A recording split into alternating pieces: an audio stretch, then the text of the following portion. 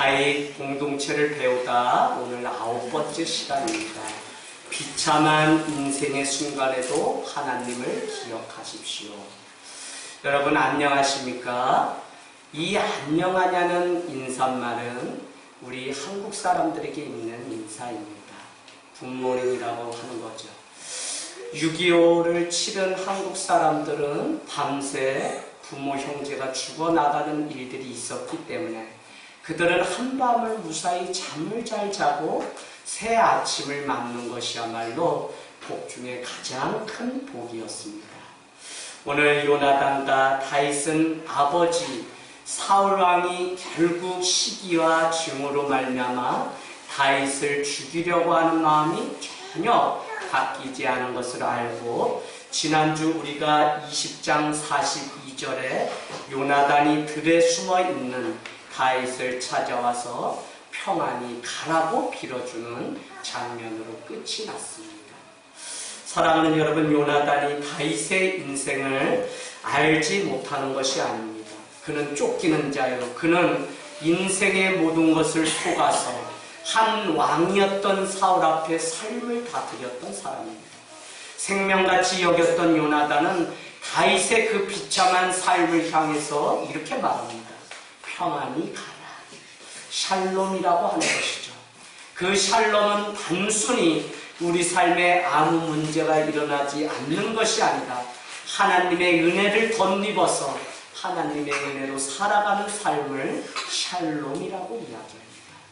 여러분, 우리가 세상에 많은 평안을 구하지만 주님이 주신 샬롬의 그 평안이 우리 가운데 경험되고 우리 삶 가운데 임할 때 우리는 진정 행복을 누리며 이 땅 가운데서도 하늘을 누리며 살아갈 수 있습니다. 오늘 다윗의 인생은 이스라엘이라고 하는 나라에 어찌 보면 지명 수배령이 내려진 것입니다. 그래서 본격적으로 쫓기는 도망자의 인생을 살아간 사람이 누구냐면 다윗이라는 것입니다. 지금까지도 어렵게 살았죠? 비참하게 다윗은 왕자의 자리에 오른다고 하는 하나님의 언약이 있음에도 불구하고 그는 왕자에 앉아보지도 못한 채 도망자의 인생이 되었다는 것입니다. 때로는 여러분, 우리도 살아가면서 주님의 약속은, 나를 향한 약속은 분명히 있는데, 주님이 나와 함께하는 것은 분명한데 내 삶의 자리는 전혀 그렇지 않고 실타래처럼 얽혀서 때로는 병마를 얻고 때로는 관계가 끊어지고 때로는 물질을 잃고 때로는 모든 내 삶을 잃어버리는 경우들이 종종 있습니다. 불과 오늘 다윗의 인생을 보면 몇 해 전에만 해도 그는 변방 하카톤이라 그랬죠? 양떼를 치며 평화로이 그 인생을 축복하며 살아가던 인생입니다. 그는 왕이 되고 싶었던 적이 없습니다. 그럼에도 불구하고 하나님의 약속은 그를 왕으로 세우는 일이었기 때문에 블레셋 앞에, 골리앗 앞에 다윗을 세우게 됩니다. 나라의 전쟁을 치르면서 이제는 자기 주변의 문제로 인해서 평생 도망자의 삶을 살아갔던 사람이 오늘 다윗이라고 하는 기름 부은 하나님의 종이라는 것입니다. 그래서 여러분, 말씀을 가지고 한번 표시를 하면서 따라가 보겠는데 19장 19절로 가보세요. 다윗은 사울이 자기를 죽이려고 하는 것을 알고는 사무엘 선지자가 있는 라마 나요시라고 하는 19장 19절 그곳으로 도망가게 됩니다. 그러나 그곳까지도 전령들을 보내서 다윗을 죽이려는 것을 알자 20장 6절로 가세요. 20장 6절에 갔더니 결국은 베들레헴으로 도망가게 됩니다. 그리고는 오늘 말씀을 보니까 21장 1절에 여러분 표시하세요. 놉이라고 하는 곳을 표시했어요. 놉 나오죠? 오늘 읽은 말씀에 21장 1절. 그것도 모자라서 계속 도망자의 삶을 사는데 21장 10절 다시 아기스라고 하는 곳으로 도망가게 됩니다. 아기스.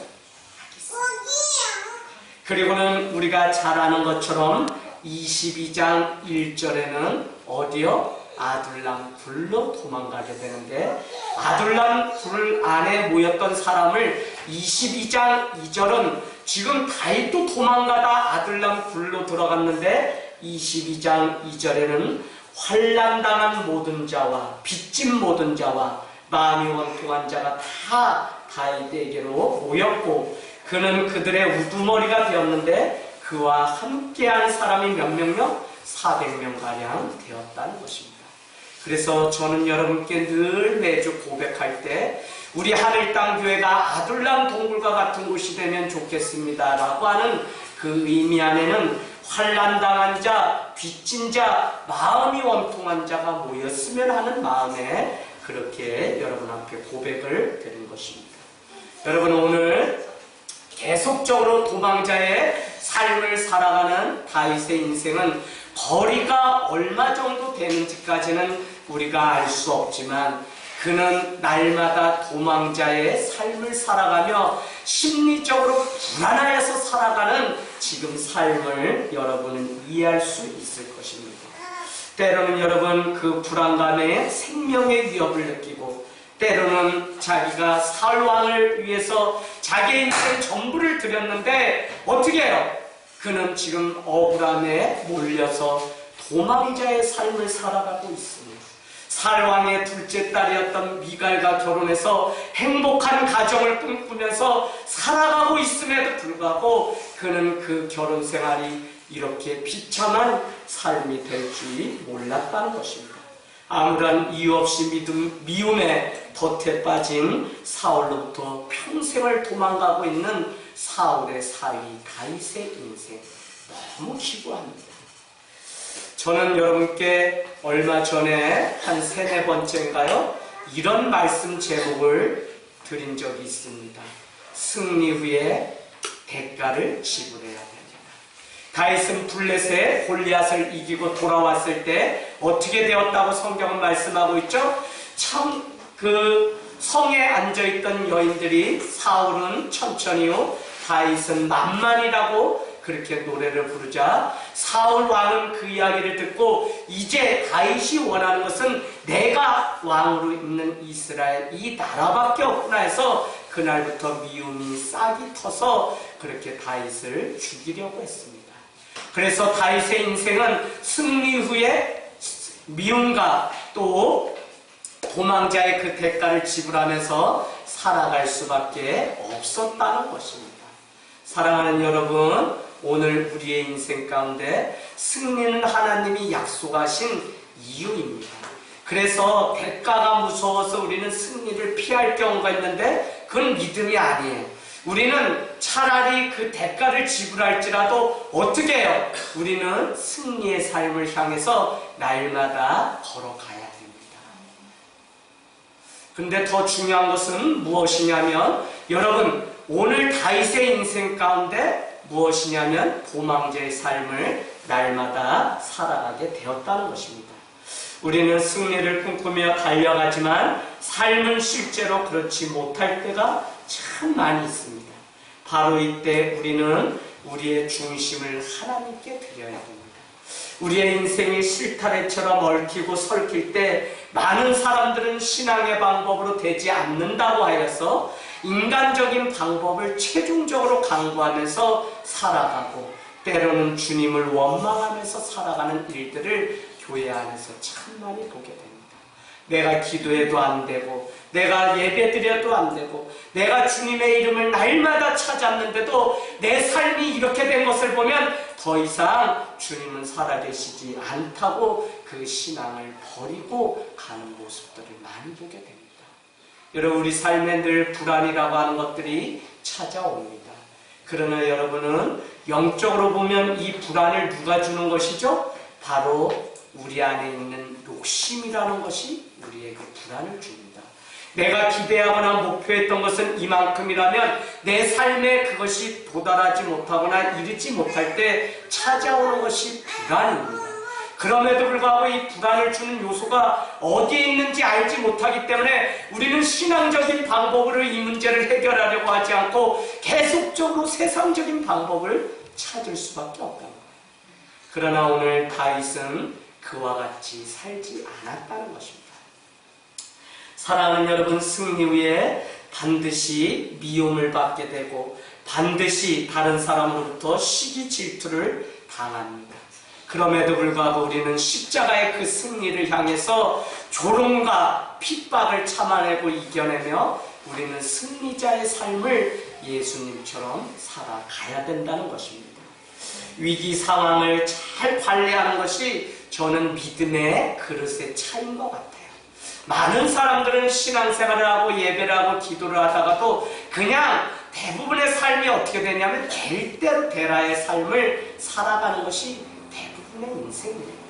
그렇기 때문에 교회 다녀서 되는 것이 아니라고 제가 여러분께 늘 말씀드린 것이 무엇이냐면 한 번 대환란이 7년 대환란이 요한계시록이 우리에게 말한 같이 유황불 앞에 심판을 받는 때가 되면 많은 사람들은 다 하나님을 부인하고 예수를 부인하고 결국은 인간적인 방법을 강구하며 신앙을 한낱 쓰레기같이 버리는 일들이 있다는 거예요. 너무 많이 보았어요. 큰 교회에서 사역하면서 권사님, 장로님 그 병마 때문에 결국은 하나님을 저주하면서 마지막 죽음을 보는 일들을 보았어요. 그래서 저는 구원받는 자는 정말 장로교회 신앙에 따라 정해져 있나 보다 라고 하는 예정서를 믿게 되었어요.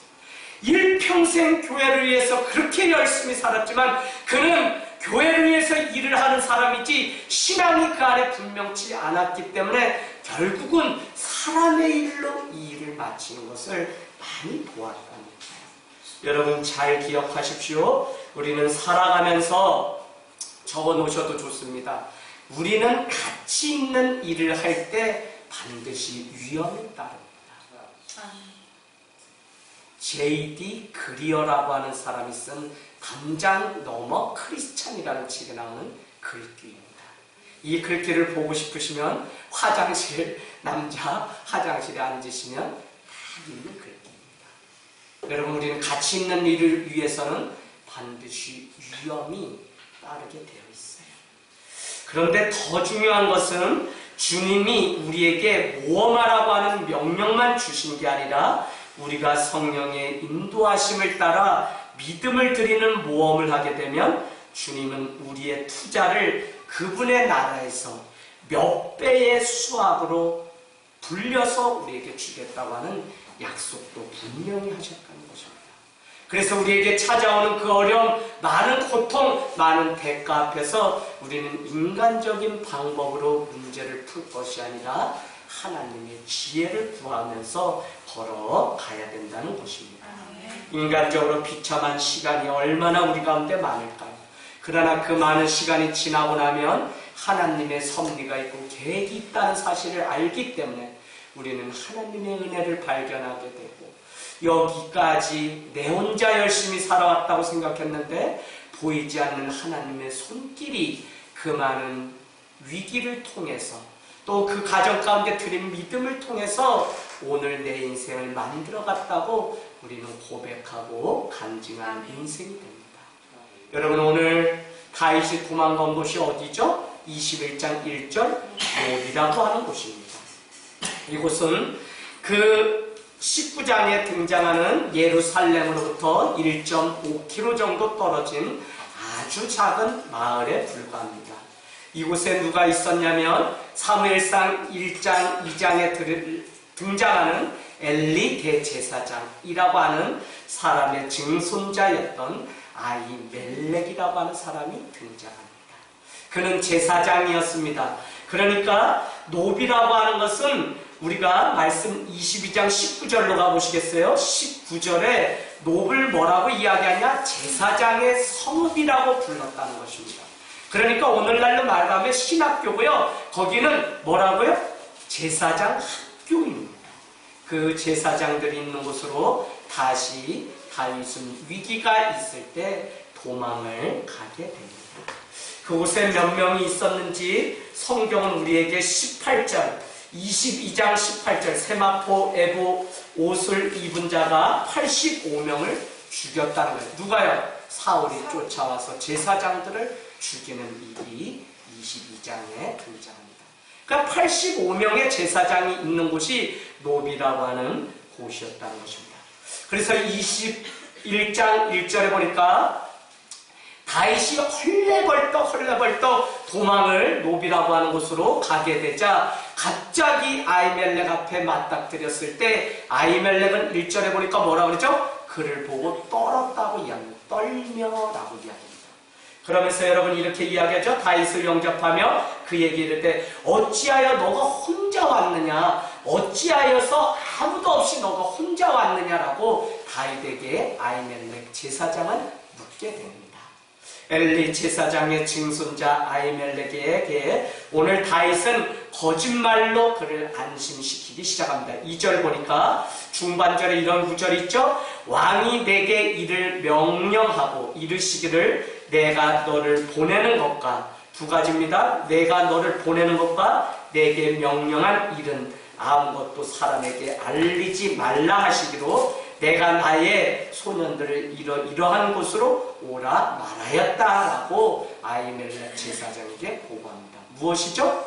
아니 제사장이 왜 혼자 왔냐고 묻는데 그는 거짓말을 늘어놨다니까요. 다윗은 뭐요?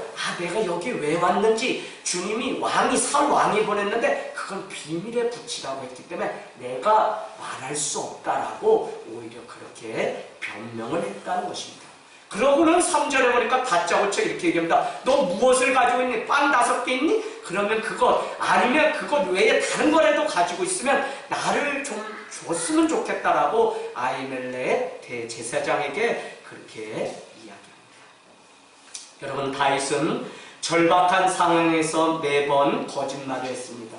아무런 흠결이 없는 사람이 다윗인 것 같은데 사울 왕의 추격 앞에 거짓말을 늘어놓기 시작합니다. 우리는 사람을 보고 사람을 평가할 때 저 지도자가 도덕적인지 윤리적으로 깨끗한 사람인지를 우리는 늘 보려고 합니다. 물론 이 사실은 너무나 중요합니다. 그러나 우리가 오늘 이 말씀을 통해서 다윗 왕은 깨끗한 사람이다, 깨끗함을 우리가 본받아야 된다고 성경은 우리에게 말하는 게 아니에요. 항상 성경을 볼 때 저가 윤리적으로 도덕적으로 깨끗한 사람이구나, 그러니까 우리도 흠도 없이 살아야 된다라고 말하는 것이 아니라는 것입니다.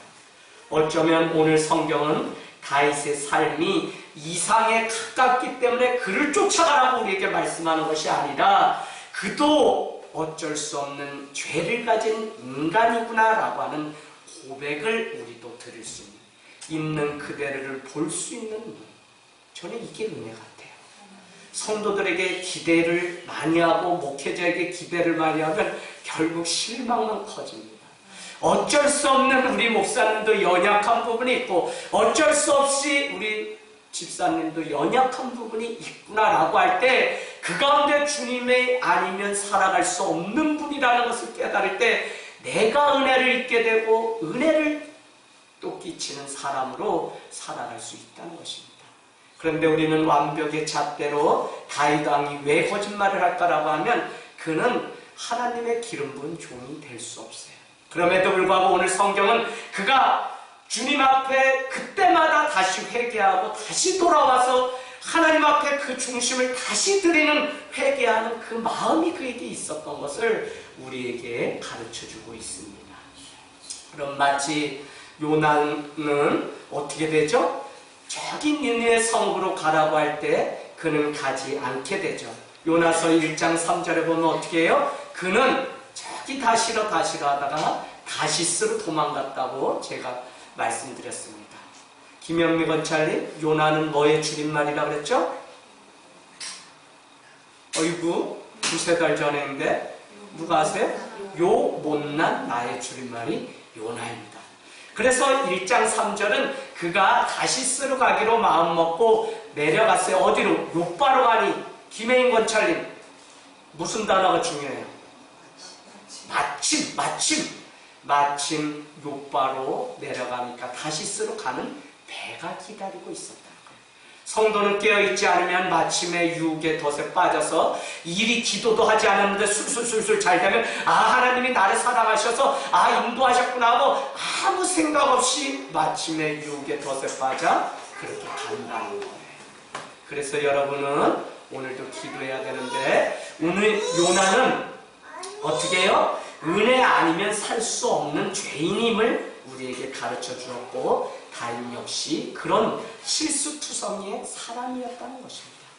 그런데 여러분 성경을 조금 알면 다윗이 오늘 실수한 두 가지를 발견하게 돼요. 그 중에 한 가지는 뭐냐? 제사장 아히멜렉을 만났을 때 빵을 나에게 달라고 하는 것은 절대적으로 잘못된 것입니다.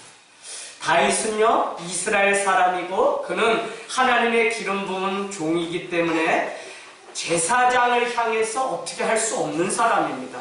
왕과 제사장은 똑같이 하나님이 기름 부은 사람이기 때문에 어떻게 하든지 다윗은 제사장을 죽이면 안 되고요. 사울은 제사장이나 왕을 죽이면 안 돼요. 기름 부은 사람.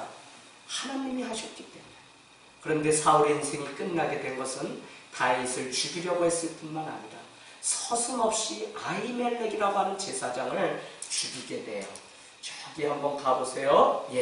20절에 보니까 아히두베 아들 아히멜렉이 아들 중 하나가 피하였으니 그의 이름이 뭐라고요? 아비아단이다. 그가 도망하여 다윗에게로 갔다. 그러니까 아히멜렉 제사장의 제사장 85명도 죽이고 아히멜렉도 죽였어요. 누가요? 사울 왕이 칼로.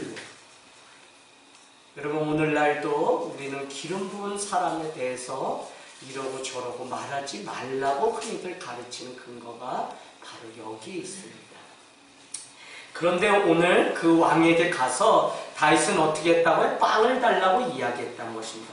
더욱이 이미 제사를 지낸 후 남은 것은 우리가 성만찬을 하고 남은 것은 어떻게 하죠? 오늘날도 주의 종들이 뒤에 가서 땅에 묻거나 저희가 가져가서 먹고 포도주도 먹고 빵도 먹습니다.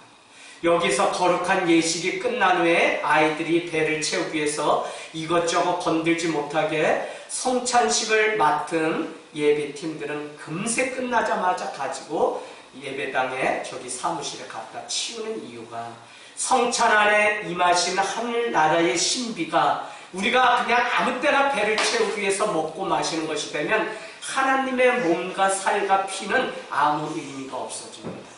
오늘 똑같아요. 아히멜렉에게 제사를 지낸 그 빵은 제사장만이 먹을 수 있음에도 불구하고 다윗은 빵 5덩어리 아니 그 어떤 거라도 있으면 나에게 달라고 말을 건넸다는 것입니다. 여러분 한번 써놔보시면 레위기 24장 5절에서 9절 레위기 24장 5절에서 9절에 이런 말씀이 있습니다. 레위기 24장 5절에서 9절 이 떡은 아론과 그의 자손에게 돌리고 그들은 그것을 거룩한 곳에서 먹을지니 이는 영원한 규례입니다 라고 이야기합니다. 아론이 누구죠? 제사장입니다. 제사장만이 그곳을 거룩한 곳에 가서 성만찬했던 그 빵, 떡을 먹어야 되는데 그것은 영원한 규례라고 말씀하고 있습니다.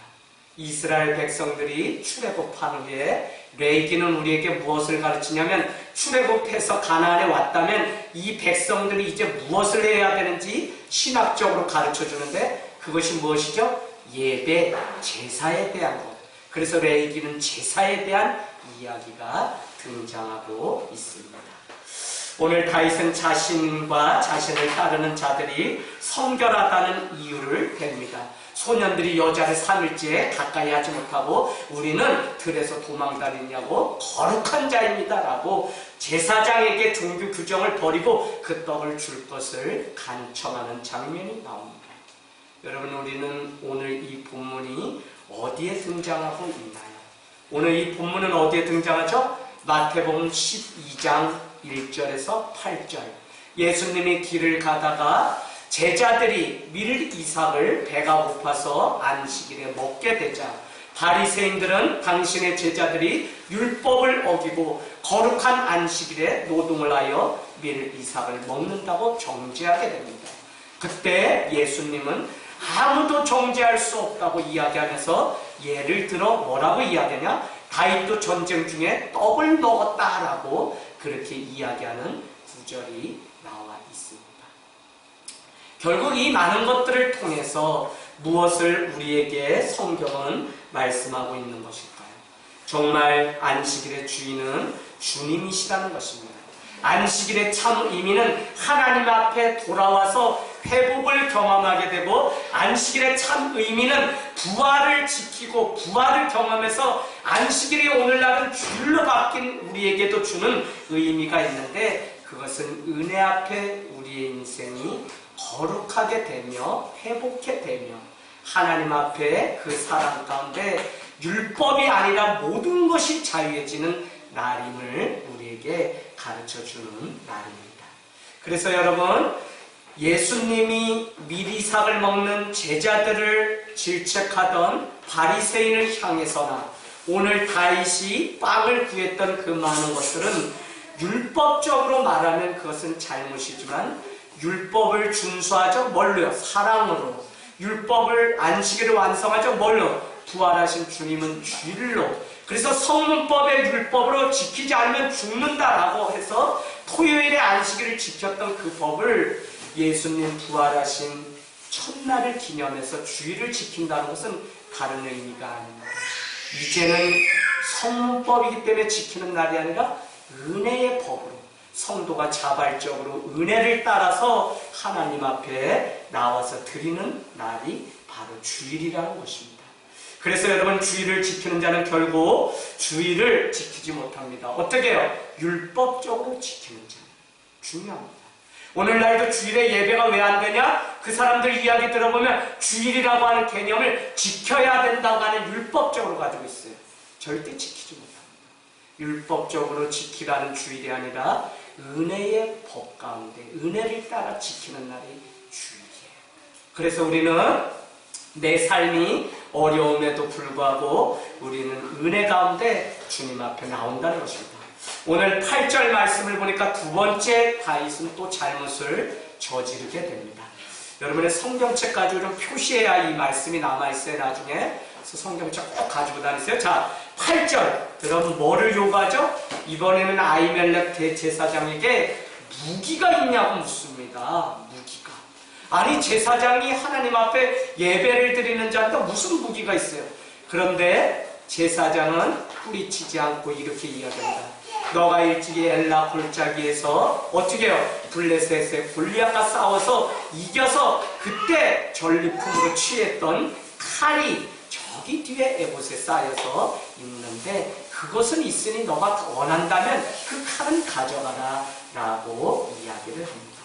결론은 다윗은 빈손으로 왔다가 칼을 무장하고 떡을 가지고 성소를 나갈 때는 든든하게 갖추어진 모습으로 나가게 됩니다.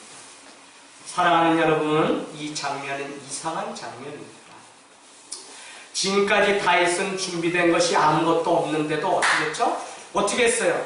물맷돌 5개를 가지고 어떻게 해요?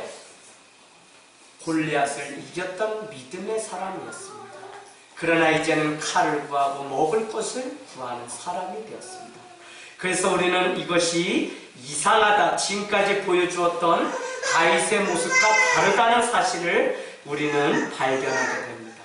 그러나 성경은 오늘 이것 안에 중요한 의미가 있다는 사실을 우리에게 가르쳐줘요. 꼭 써놓으세요. 성경에는 영적인 양식을 너희는 빵을 구하라는 그 표현을 줍니다. 오늘 다윗은 아히멜렉 앞에 와서 성소에서 인간적으로 빵을 구한 것 같지만 그는 말씀 빵을 구했다는 의미가 됩니다. 그런가 하면 말씀은 관절과 골수를 쪼르기는 예리한 검과 같다고 성경은 표현합니다. 오늘 칼은 무엇이냐? 말씀을 의미합니다. 결국은 빈손으로 쫓기는 도망자의 신세였지만 그는 거룩한 장소에 와서 주님과 만나는 은혜의 장소인데 그는 결국 세상으로 나갈 때 빵과 칼을 준비해서 나가게 되었다는 것입니다. 의미를 아시겠어요, 여러분? 성도는요, 주일 예배에 나옵니다. 그런데 세상에 빵과 칼을 내려놓고 주님 앞에 평강을 구할 뿐인데 주님 앞에 나와 예배를 드리는 그때 우리는 무엇을 가지고 세상으로 파송받냐? 주님의 말씀의 빵과 칼을 가지고 세상으로 나간다는 거예요.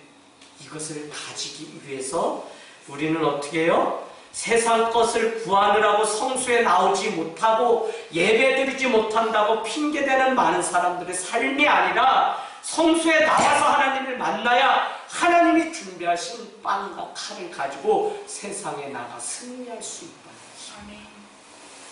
이 원리를 우리는 깨닫게 되면 예배는 누구 때문이 아니라 율법 때문이 아니라 우리는 내가 살기 위해서 빵과 칼을 준비하러 주님 앞에 나오는 인생이 될 줄로 믿습니다.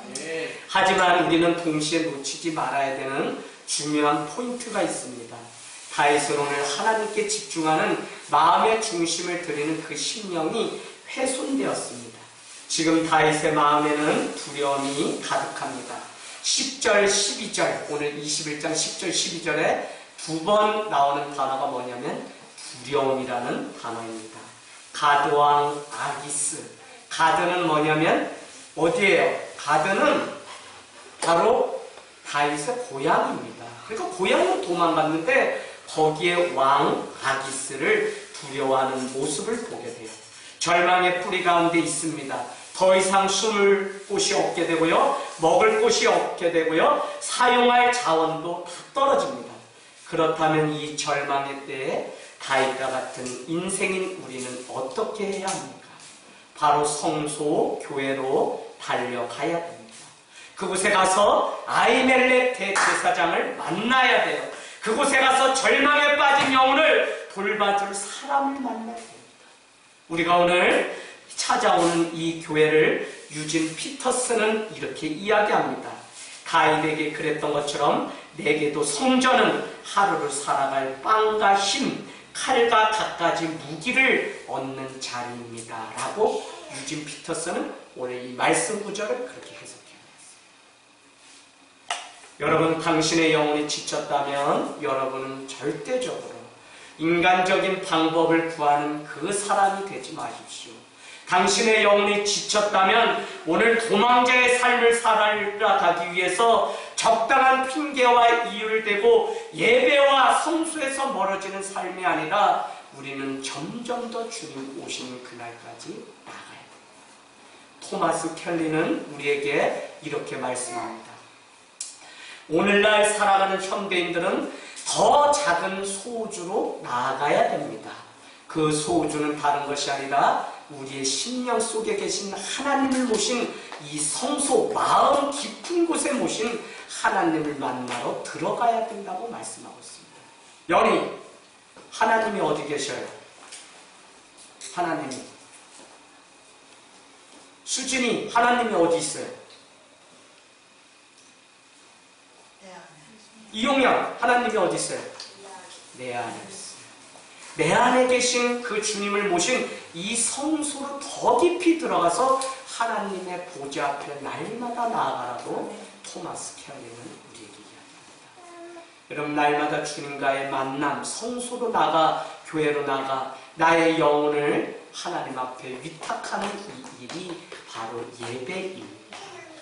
내가 하나님의 위로하심을 경험할 때 고통이 소망으로 바뀌는 은혜를 경험하게 됩니다.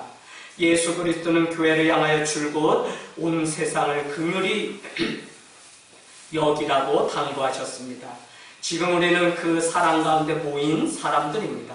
그러나 이 사랑을 가볍게 여기고 또 도망자의 삶을 살아간다면 약한 데서 강하게 하시는 하나님의 은혜를 우리는 일평생 누리지 못하게 됩니다.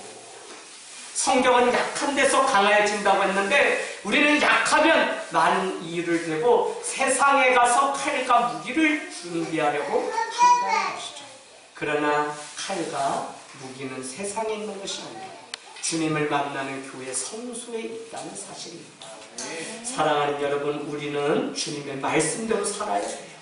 그럼에도 실수한 인생 베드로를 책망하지 않으시고 주님은 위로하셨고요. 그의 실수를 덮으셨어요. 그러고는 내 양을 먹이라, 내 양을 치라고 하는 사명을 주신 주님이시오. 언제? 그만 실수가 있음에도 불구하고 주님의 은혜를 구하며 성소로 다시 돌아온 자, 교회로 다시 돌아와 예배를 드리는 그에게 주님은 다시 사명을 맡겨주셨다. 그래서 오늘 다윗의 이 거짓말하는 삶이 이상에 가까운 사람 다윗을 본받으세요가 아니라 여러분께 계속 말씀드렸죠. 다윗을 뭐라 그런다고요? 막내. 하카톤, 변방에 버려진 인생이라는 뜻입니다. 태어난 게 막내로 태어나서 막내라는 의미가 아니라 히브리어의 막내 하카톤이라고 하는 단어는 별 볼 일 없는 인간이라는 의미입니다. 그 인간을 하나님은 불러서 오늘도 거룩하게 사명을 맡기시고 사용해 가시는 것들을 우리는 보게 됩니다. 여러분, 오늘 7절의 도액이라고 하는 사람은 누구냐? 사울이 보낸 비밀 경찰입니다. 결국은 다윗을 쫓아서 다윗의 모든 상황들을 보고하는 역할을 맡은 사람입니다. 그래서 22장 10절로 가보세요. 22장 10절.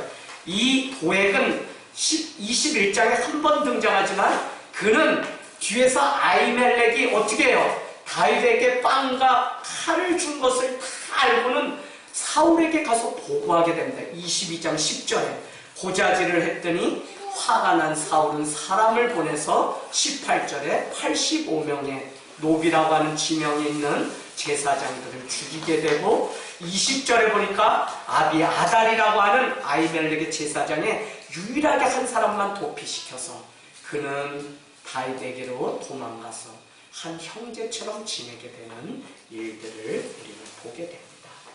여러분, 고향 땅 가드에 갔을 때 고향 사람들은 다윗에게 호의적이지 않았어요.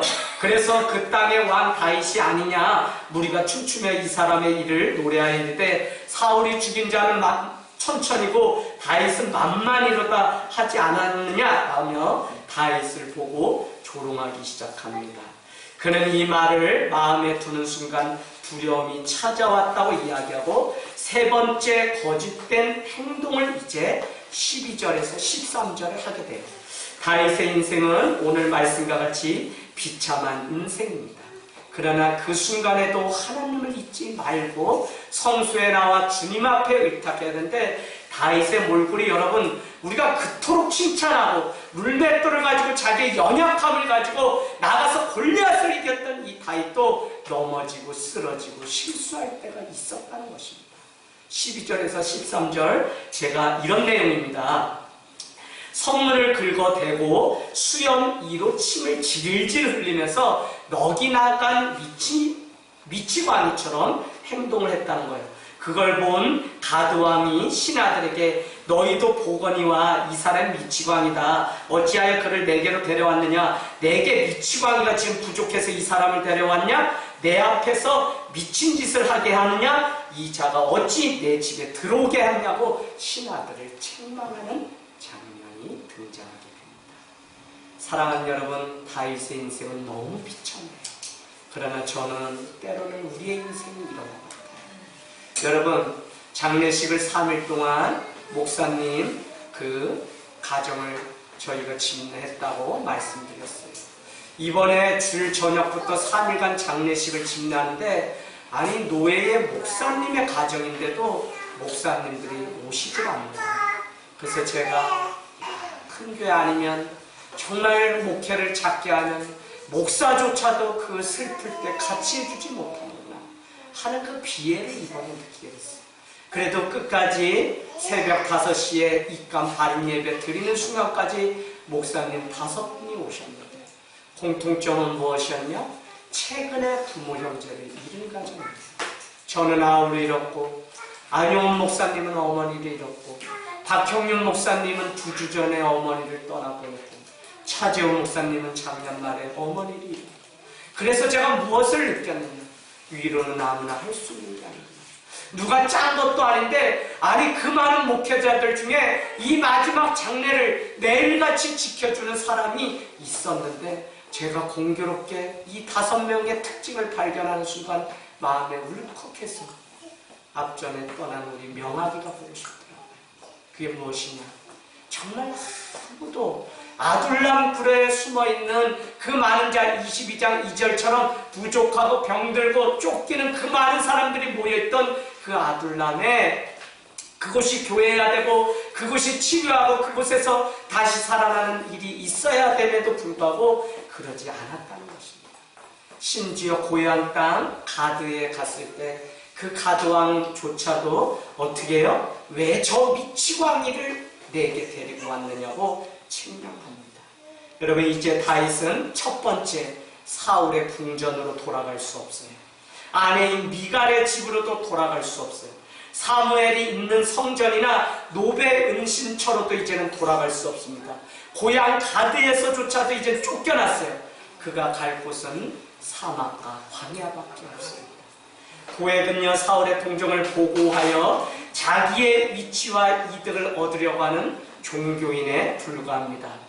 오늘날 또 많은 사람들이 교회를 다니지만 교회를 다니면서 이렇고 저렇고 말을 만들고 그것을 조롱거리로 삼아서 하나님의 관심 있는 것이 아니라 저 사람의 문제에 관심을 가지고 살아가는 일들이 오늘 도액과 같은 사람. 결국은 도액은 그 많은 일을 고자질해서 이렇게 어렵게 만듭니다. 여러분, 말씀을 마칩니다. 오늘 다윗은 하나님의 약속대로 왕이 되기까지는 많은 고난이 그 앞에 기다리고 있습니다. 우리 역시 하나님의 약속을 믿고 살아간다고 하지만 이루어지기까지는 얼마나 많은 수많은 인내가 우리에게 필요한지 모릅니다. 그래서 여러분, 히브리서 10장 35절 36절 찾아서 읽겠습니다. 히브리서 10장 35절 36절 35절 36절 히브리서입니다. 10장 35절 36절. 오늘 여러분에게 약속의 말씀이 되기를 원합니다. 우리 말씀 같이 읽을까요? 10장 35절 36절 시작. 그러므로 너희 담대함을 버리지 말라. 이것이 큰 상을 얻게 하느니라. 너희에게 인내가 필요함은 너희가 하나님의 뜻을 행한 후에 약속하신 것을 받기 위함이라. 아멘. 담대함. NIV 버전에는 이렇게 되어 있습니다. 카피던스. 카피던스라고 하는 것은 확신이라는 뜻이며 언약이라는 뜻이에요.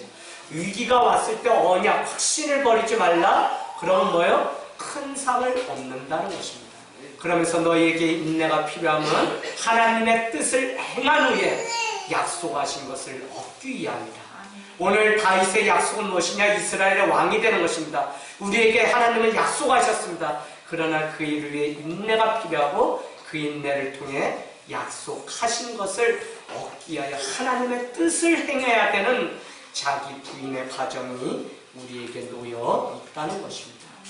사랑하는 여러분, 절대 인생의 위기가 찾아오면 인간적인 방법으로 그 문제를 해결하려고 하지 마십시오.